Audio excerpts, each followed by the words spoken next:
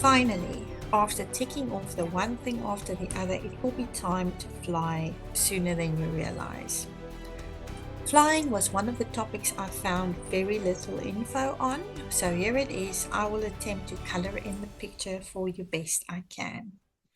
We flew from Cape Town to Amsterdam with a 3-hour stopover in Frankfurt, in other words, not a direct flight. My number one tip is think of your pet's comfort as you prepare for the flight. Make sure your pet has everything needed for the trip. Think of things like water, food, small training treats, as well as high quality dental sticks that your pet can gnaw on during liftoff and landing, because they also need their ears to regulate the air pressure just like we do. Blankets, jersey, comfortable harness, lead, training pads or wee-wee pads, pet-safe wipes, tissues, and then Calm Ease. It's available for both cats and dogs. This is for the period of stress that they will have while you're packing up your home, but also for the actual flight. Getting onto the flight was hard for me because leaving the country I know and love and leaving dear family and friends behind was really, really hard. A small console was having the blessing of taking my fur baby with me in cabin. I had a lunch at the airport with friends and family before checking in. I needed this, but really it made my doggy's time in the carrier longer. So I had to make sure that he gets some leg stretches before going through security and boarding. When we arrived at the line for check-in, there was a lady who spotted my doggy. He was the only doggy on the flight, and they were actually looking out for us. How awesome was that? At the check-in desk, you will check yourself in and then do the paperwork to check your pet in. It is only at this point that you will pay the fee. For us, it was 110 euros all the way from Cape Town to Amsterdam. They did not weigh my pet. They did not take him out. They did not even look at him. At this counter, you are also not required to provide all your documentation, only provide what they ask. They wanted me to go through security straight after check-in, as a staff member from the airline has to take you personally. I asked them if I can come back because I needed to go and say goodbye to my family, but I also wanted to give the Dassievark a last pee-pee and leg stretch outside because I didn't know at what point he would be able to, walk about freely once we get to the gate and start boarding the airplane. We then returned and were escorted through the security terminal. They took us to a special security line to the far left of the terminal. It was interesting because a Lufthansa staff member had to verbally tell security that I have a pet that will be traveling with me in cabin, and they had to give permission that I may take the pet directly onto the aircraft with me. It felt quite special actually. They then opened a separate door and we entered through and proceeded to first put the personal items through and the cabin bag, and then security will ask you to take your pet out of his carrier. The carrier goes through the scanner by itself, and then the pet without the leash and harness goes through the human scanner with you. Once on the other side, first put your pet back into the carrier and check that he is secure, then sort yourself and your hand luggage out. Your next step is to find your gate and wait.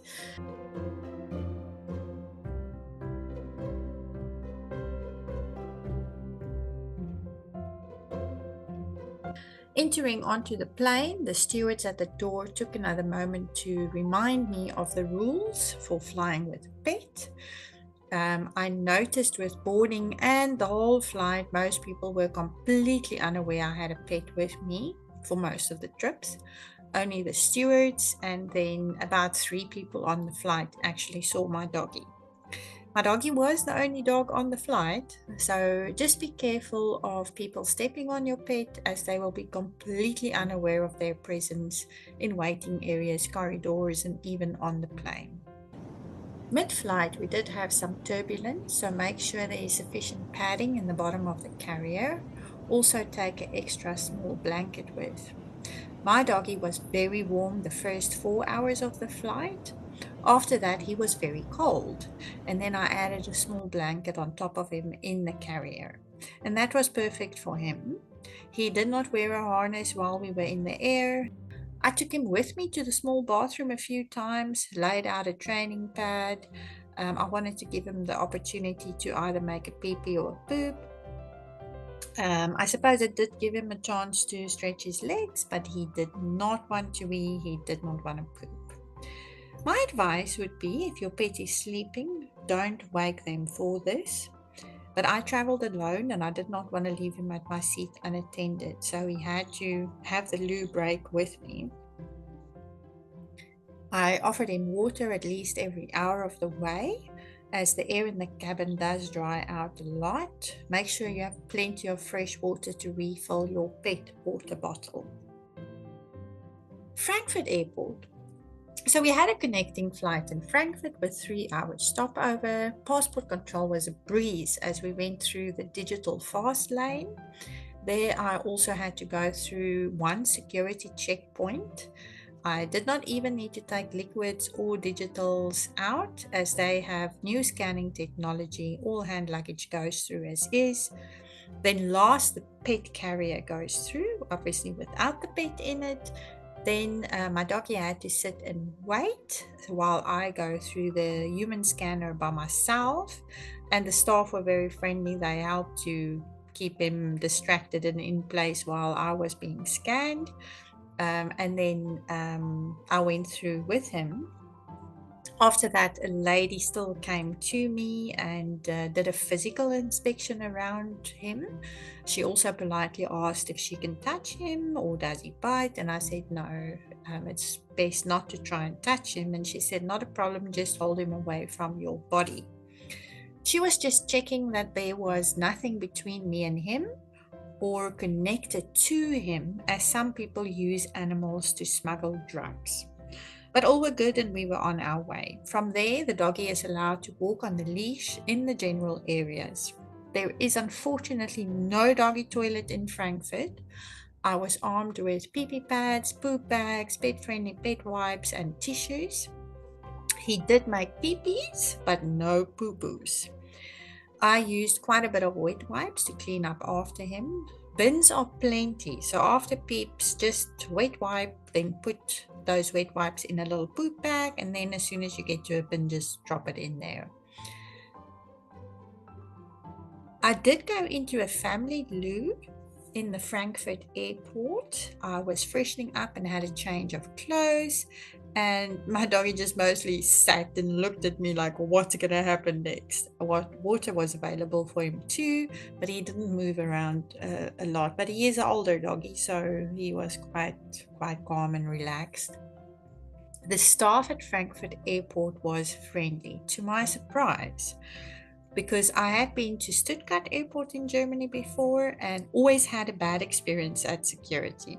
Frankfurt was wonderful, it was an absolute breeze.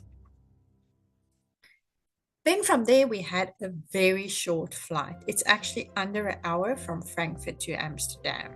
We were on a smaller plane that had a three-seat configuration. Again, I had to sit on an aisle seat, but we had the whole row to ourselves. With the smaller plane, you hear and feel a lot more, and my doggy had a big fright on landing at Schiphol Airport.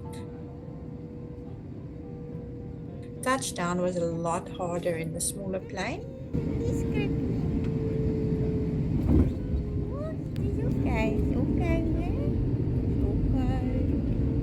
Okay.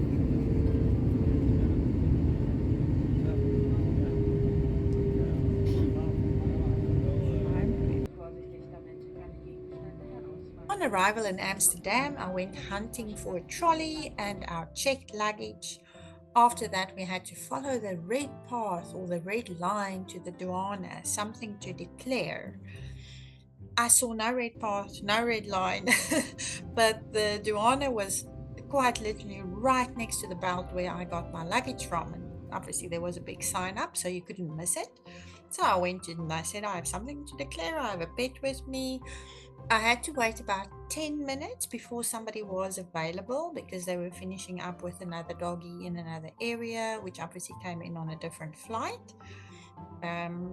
They only wanted my original paperwork, mainly passport, original vet book, rabies certificate, and microchip certificate. That is all they wanted. That is all they looked at. They scanned his chip and then returned my original paperwork to me. It was about 5 minutes and it was all done. Joanna let me go through the back door, allowing me to surprise my family by exiting at a completely different point. I either skipped passport control queue or perhaps there was none, as I already had passport control in Frankfurt. Oh, yes, and in Frankfurt, no one asked to see the documents. No proof of address was asked anywhere in this process either. Nobody ever asked for copies of documents either. At Schiphol Airport, I did not let my doggy walk about in the actual airport. He stayed in his carrier until we were outside the building. That airport is too busy with lots of foot traffic and trolleys. I also just wanted to get out of the airport because we still had a 2-hour trip by road to get to our final destination. I did let him walk on his leash in the parking area once we were outside the airport. We took our time and he marked as many wheels as he could. But still, he did not want to poop. I accepted this and we were in the car and on our way. Wat is dit? Kijk daar! Of we daar een pad gezien. Wat is dit? Wat is ons nou? Kijk aan die luchtjes. Zo gemoeders. Here he is having his little lunch. He was so excited because during the flight he only ate a little bit, so I let him have a bit of food while we were driving to our destination. We stopped for lunch along the way and he had some walkies in the sunshine. He seemed so happy, and then he also had a poop. There was lawn and that made him happy. He went with me into the restaurant he was in his carrier, and I opened the one extension as you can see here. I just love how pet friendly Europe is. Here's a few additional tips. Make sure there is enough padding in the bottom of your pet carrier. It will help them during turbulence and hard landings. Consider taking Calm Ease with you on the trip and also maybe giving it to your pet beforehand. It is available in a liquid or a tablet for cats and dogs. I chose the one for cats it comes in a 50 milliliter size, and that was the reason I chose it. It is the exact same ingredients, just half the dose, so I just doubled the dose so that my doggy gets enough. I wanted to comply with the EU liquid rules, and therefore I chose the smaller container. Do not sedate your pet. Take at least 2 blankies and their favorite toy if they are very attached to their toys. My dog had no interest in his toy during the trip, and it ended up just really being there.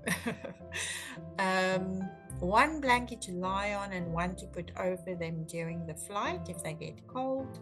Arrange food, the dog bed, dog blankets, etc. to be ready on arrival on the other side. Make sure you book a ticket that you can make changes to. If anything happens and you need to perhaps delay your trip by a week or 2, you can do that. Small quality treats for liftoff and landing to distract them and help them regulate their ears with cabin pressure. Sign up with a vet on arrival or beforehand and register your doggy within the first 3 months of arriving. Get them an EU passport through your vet, essential if your doggy will be traveling you through the rest of Europe. If I could do it over, what would I do differently? Yes, I would certainly try and fly direct instead of having a stopover. I would have had a custom little mattress made for his carry bag for more padding. Turbulence is a real thing. As I traveled alone, I would still have taken him with me to the loo, but I would not have taken him out of his bag. Maybe just put the bag down and open it and see if he wants to come out. It was quite stressful for him every time I took him out of his bag in the loo.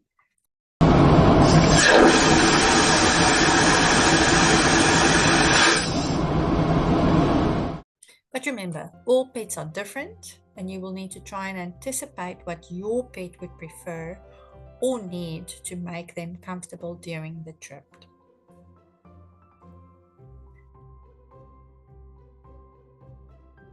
So, I am planning the content for the next video.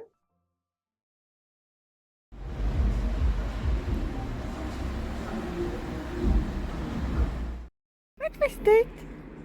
What was that? Thank you so much for watching. Bye bye. Oh, daar ga nog in.